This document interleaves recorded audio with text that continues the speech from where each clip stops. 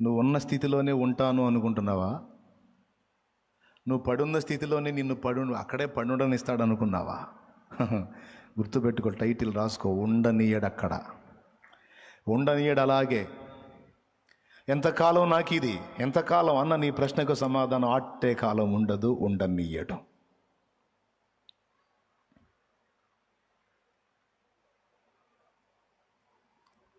ముప్పై 38 సంవత్సరాల జబ్బు రోగంతో పడున్నాడు ఒకడు, ఉండనిచ్చాడు అక్కడే. వాడప్పటికి బహుకాలము నుండి ఆ స్థితిలో ఉన్నాడని ఎరిగి, ఇదిగో నీవు స్వస్థపడగోరుచున్నావా అని పలకరించి మరి వాని బాగు చేసి పంపించాడు. శృంగారమన్న దేవాలయం దగ్గర పుట్టినది మొదలుకొని కుంటివాడైన వాడిని అలానే అక్కడే ఉండనిచ్చాడా? లే,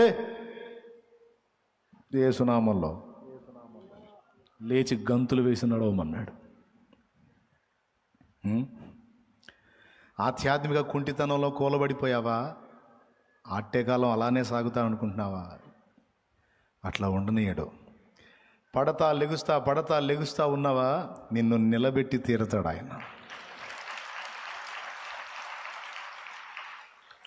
ఈ అత్తగారింటికాడ ఈ బాధలు ఎంతకాలం నాకు? ఎంతకాలం ఈ అవమానాలు, ఈ తిరస్కారాలు?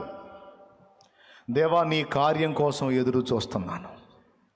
యెహోవా, నీ కార్యముల కొరకు నిరీక్షణతో ఎదురు చూస్తున్నా. యెషయా అంటాడు, యెహోవా కొరకు ఎదురు చూచువారు నూతన బలం పొందుతారు. క్రొత్త కార్యాలు చూస్తారు, క్రొత్త బలాన్ని కూడా పొందుతారు. ఎవరెవరు ఏ స్థితిలో పడున్నారో ఒక్కటే మాట ఈరోజు దేవుడు చెప్పమన్న మాట.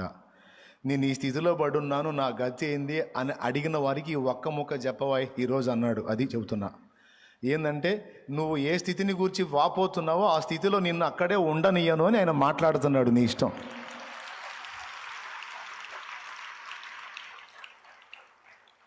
దుర్వ్యసనాల్లో చిక్కుబడిపోయి బురదలో పందికి నాకు తేడా లేని బతుకుతున్నాను. ఎంతకాలం అంటే దేవుడు అంటున్నాడు, నిన్ను ఆ స్థితిలో ఉండనియను. నువ్వు నా వైపు చూస్తున్నావుగా.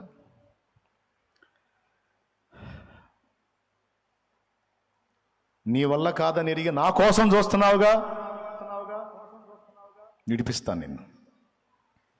ఆ బంధకాల్లోంచి నిన్ను బయటికి తీసుకొస్తాను. దీనికి బైబిల్లో ఎన్ని ఆధారాలు. బబులోను చెరలోనే తన బిడ్డలను వదిలేశాడా?